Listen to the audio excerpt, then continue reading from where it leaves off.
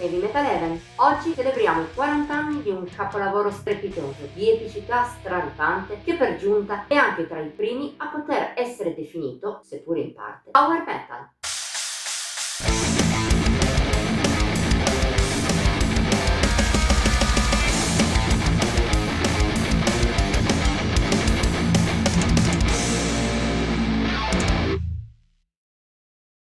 Quando è nato il power metal? È una domanda a cui è difficile rispondere, visto che le origini del genere sono meno lineari di tanti altri. Per esempio, a voler essere rigorosi nell'indicare il momento zero del power nell'accezione moderna, la risposta sarà il primo Keeper of the Seven Keys.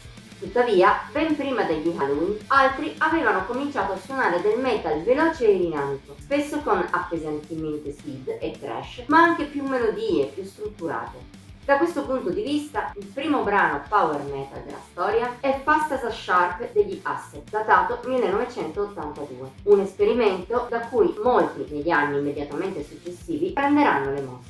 E per vedere il primo album power metal non bisognerà aspettare poi tanto. Basta andare avanti solo di pochi mesi e attraversare l'oceano. È il 1983 quando Kenny Power, uscito dai Savage Grace, decide di formare la propria band personale, gli Omen. Un tentativo che avrà molta fortuna. Anche con pochissima esperienza, il gruppo trova un manager e nel giro di poco firma per un'etichetta in ascesa come Metal Blade Records, che già allora aveva supportato gente come Metallica, Slayer, Vinge Steel, Trouble, City Tangle, Armored Saint e tanti altri nomi poi divenuti di punta nel metal. Da allora gli Omen non perdono tempo. Entrati in studio a tempo di record, incidono prima Torture Me, traccia contenuta nella quinta compilation della serie Metal Massacre di Metal Slade. Subito dopo è il turno del loro esordio. È così che, in un giorno del novembre del 1984, Battle Cry vede la luce.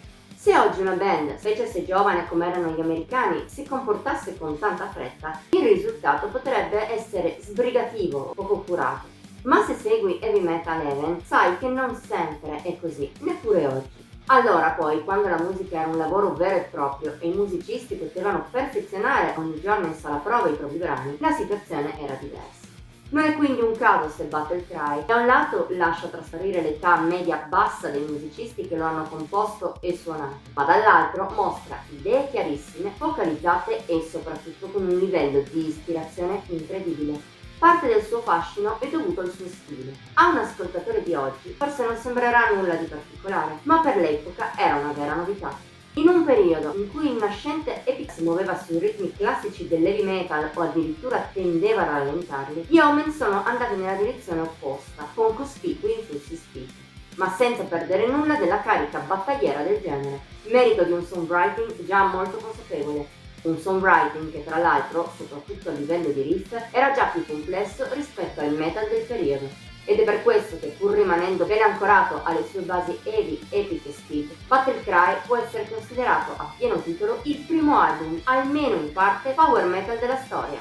Del resto, del genere non ci sono soltanto riff circolari e ritmi serrati sottolineati dalla doppia cassa. Sono presenti anche melodie vincenti e cori, seppure eterei, a circondare la voce del compianto J.D. Kimball.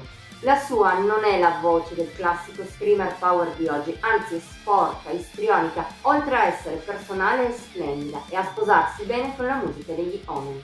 Anche la registrazione del resto è grezza, ma non troppo. Le ritmiche rimangono belle potenti e il basso è ben udibile, un fatto non scontato negli anni '80. Nonostante la sporcizia sonora, insomma, anche questo rappresenta un punto di forza per Battle Cry. Tuttavia, il punto in cui gli americani riescono a dare il massimo è nel comparto delle idee, di quel livello trascendentale che solo in rari casi si è raggiunto nella storia del metal. A 40 anni di distanza, la musica degli Omen appare ancora fresca, mai banale o ripetitiva. Anche i brani meno belli del disco sono dei piccoli gioiellini pieni di spunti tutti da scoprire, un valore aggiunto per la scaletta. Non parliamo poi dei tantissimi picchi su cui Battle Cry può contare, a partire dall'incredibile, favoloso quartetto iniziale. Le danze si aprono con Death Rider, veloce e truce nelle strofe, ma trionfale nei ritornelli, che mettono subito le cose in chiaro. Ancor più forza è presente in The Axeman, che al di là dei momenti più melodici ha un riff davvero malevolo, rabbioso, tagliente come un rasoio, ma anche refrain quasi corali da urlare col pugno al cielo. E quindi il turno della sottovalutatissima Last Rites, di un'epicità assoluta, specie nella sua struttura principale, ma senza mancare di un tono triste, ben legato al testo, la visione personale di un condannato a morte. Tuttavia, forse l'apice lo raggiunge Dragon's Breath, col suo incedere battagliero, culminante in ritornelli con l'impatto di una carica di cavalleria, ma al tempo stesso persino catchy. Nel complesso non è solo uno dei pezzi più epici del disco, ma del genere degli Omen e del metal tutto. Battle Cry tuttavia non si esaurisce qui, c'è molto altro al suo interno di un livello di ispirazione invidiabile. Basta citare la title track, tenebrosa al massimo e così evocativa da portarti quasi all'interno di una battaglia, che si rivela il pezzo migliore del disco insieme alle 4 iniziali. Giusto un pelo sotto si piazzano brani come Die by Play, heavy metal incalzante e da urlo per furore battagliero, oppure Indie Arena. La più lenta della media del disco, che chiude, ha un'epicità disperata, da brividi, che la rende quasi un commiato, peraltro perfetto, per una scaletta del genere. Viste queste premesse, non c'è molto altro da dire su un disco che va oltre il capolavoro.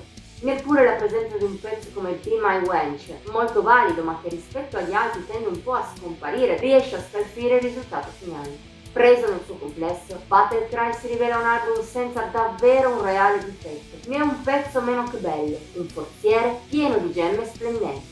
Seppur una delle ragioni per cui abbiamo deciso di celebrarne i 40 anni sia il suo essere il primo album power metal, almeno in parte, questo è il motivo meno importante per interessarsi a esso. Il principale è che parliamo di un lavoro epic metal splendido, perfetto, ancora meraviglioso dopo 4 decenni. In poche parole, uno dei migliori mai usciti nel genere.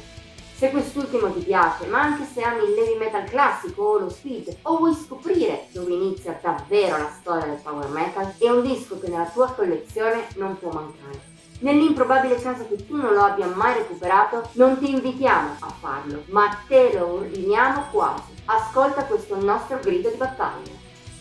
Voto Heavy Metal Heaven, ovviamente 100 su 100. Hai apprezzato la nostra retrospettiva su questo immenso album? Allora puoi mettere like, condividerla e commentarla. Ti invitiamo inoltre a iscriverti al nostro canale ed attivare la campanella delle notifiche per non mancare neppure uno dei contenuti che pubblichiamo ogni pochi giorni. Infine siamo su Instagram, Facebook e Pinterest. Trovi il link qui sotto. Ci vediamo la prossima volta!